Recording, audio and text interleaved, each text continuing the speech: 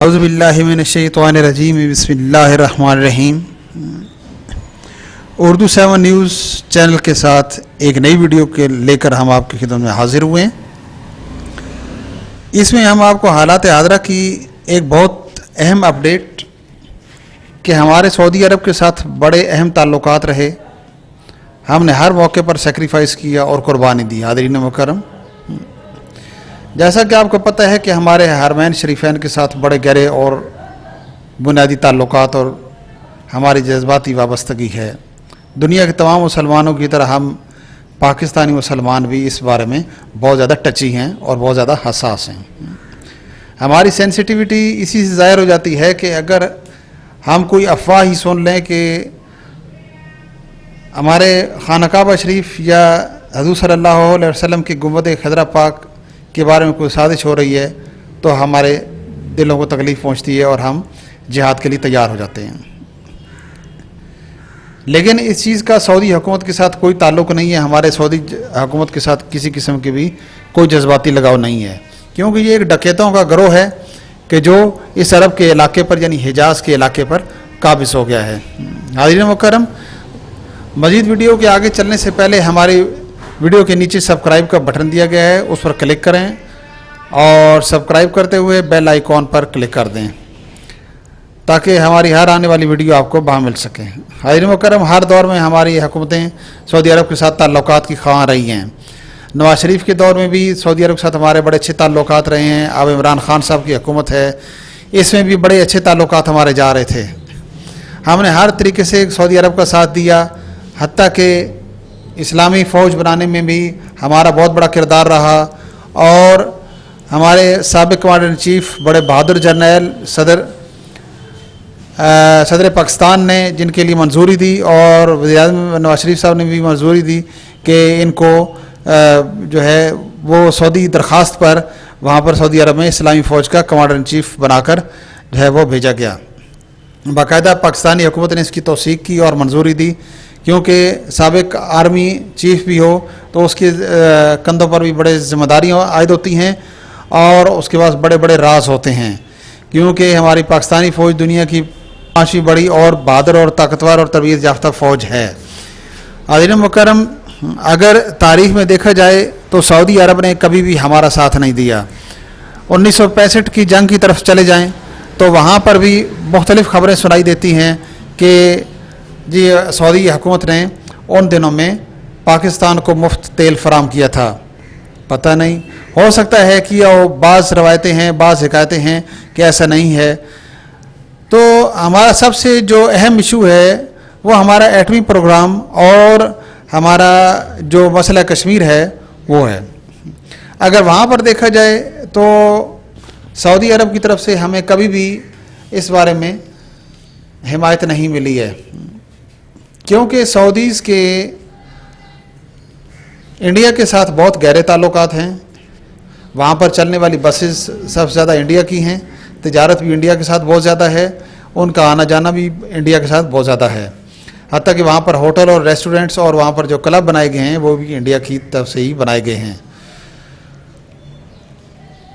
پاکستانیوں کی نسبت انڈینز کو عرب امارات اور سعودی عرب میں بہت زیادہ مراعات اور حمایت حاصل ہوتی ہے، حتیٰ کہ ایک دفعہ انڈین گورنمنٹ نے، شاید یہ راجیو گاندھی کا دور تھا، انہوں نے ریل کا پورا نظام وہاں پر اور پٹڑیاں بچھانے کا، جتنا بھی ٹریکس بچھانے کا اور ریلوے لانے کا نظام ہے وہ سعودی عرب کے ساتھ وہ معاہدہ کرنا چاہتے تھے کہ ہمیں یہ کرنے دیا جائے کہ ہم سعودی عرب میں ریل کا پورا نظام آپ کو بنا کر دیں، لیکن وہ نہ ہو سکا۔ بلا شبہ انڈیا کا ریل کا نظام پاکستان کی نسبت بہت زیادہ بہترین ہے، اس میں کوئی شک نہیں، لیکن ان چیزوں کو لے کر ہم کشمیر کا سودا نہیں کر سکتے ہیں۔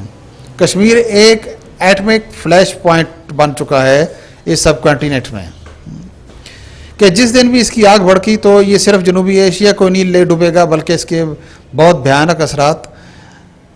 پوری زمین پر، روئے زمین پر یا پوری دنیا پر اس کے اثرات مرتب ہوں گے۔ موجودہ دور حکومت جو کہ مودی کا ایک فاشسٹ اور ایک دہشت گرد جو کہ پرانا چائے بنانے والا تھا، اب وہ آ کر حکومت پر قابض ہو گیا ہے. ایک دہشت گرد تنظیم کا یہ لیڈر ہے اور یہ وہاں کا وزیر اعظم بن گیا ہے. اس نے 2 بڑے خوفناک کام کیے. پہلے تو اس نے 270 سی جو ہے وہ ان کا وہ کینسل کر کے تو اس کو اپنے کشمیر کو مقبوضہ کشمیر کو اپنے نقشے میں شامل کر لیا. حاضرین مکرم، اس کے بعد اس نے اگلا سٹیپ جو اٹھایا وہ تو نہایت ہی خوفناک تھا کہ ہندوستان کا شہری کوئی مسلمان نہیں ہو سکتا. وہ قانون پاس ہو گیا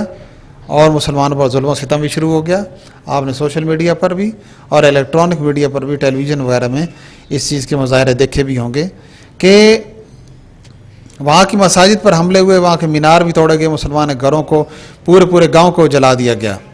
بہت ساری چیز میڈیا پر نہیں آئی لیکن سوشل میڈیا اس چیز کو اوپن کرتا رہا. حاضرین مکرم، اب موجودہ حکومت ہے، اس نے باقی حکومتوں کی نسبت اس موقع پر آ کر کہ جب کہ سعودی عرب نے ہمیں $3 ارب کی ایک معمولی سی رقم قرضے کے طور پر دی تھی، لیکن اس پر 3.2% 3.2% انٹرسٹ جو ہے یعنی سود وہ ہماری حکومتیں اب تک ادا کرتی رہیں. لیکن اس کے ساتھ ہی انہوں نے بہت بڑے مطالبات بھی رکھ دیے. محمد بن سلمان یہ صدر ڈونلڈ ٹرمپ کا بڑا چہیتا ہے اور امریکی صدر ڈونلڈ ٹرمپ اس کو بہت زیادہ فیور کرتا ہے. تو وہ جو مطالبات کی فہرست رکھی گئی اس میں سیر فہرست تھا کہ ترکی کے ساتھ دوری پیدا کی جائے. نمبر 2 ایران کے ساتھ تعلقات ختم کیے جائیں. نمبر 3 امریکہ کی گود میں جا بیٹھا جائے، امریکہ کے بلاک میں شامل ہوں اور روس کے ساتھ بالکل بھی تعلقات نہ بنائے جائیں، خاص طور پر ترکی کے ساتھ، کیونکہ وہ خلافت عثمانیہ کی بات کرتا ہے. کیونکہ 2023 میں جا کر جو جنگ عظیم کے بعد جب خلافت عثمانیہ ختم ہو گئی تھی اور ایک معاہدہ طے پا گیا تھا تو یہ 100 سال اس کو پورے ہو رہے ہیں اور اس کے بعد خلافت عثمانیہ بحال ہونے جا رہی ہے انشاءاللہ. تو جو اسلامی ممالک خلافت کے ساتھ دوبارہ الحاق کریں گے وہ وہاں کے صوبے کہلائیں گے اور وہاں کا جو صدر مملکت ہوگا وہ صدر مملکت نہیں بلکہ گورنر کہلایا کرے گا، خلیفۃ المسلمین. ایک دفعہ پھر انشاءاللہ خلافت بحال ہونے جا رہی ہے. تو سعودیہ کو یہی خطرہ ہے کہ اگر وہ خلافت بحال ہو گئی تو یہ سارا کا سارا جو ہے یہ خلافت عثمانیہ بحال ہو جائے گا اور ہمارے عیش اور اللہ تللے عیش و عشرت وہ ہماری ختم ہو جائے گی. اب اگلا مطالبہ اس نے یہ کیا کہ پاکستان اپنی فوج کو مکمل طور پر فضائیہ اور نیوی سمیت ہماری حفاظت کے لیے پیش کر دیں،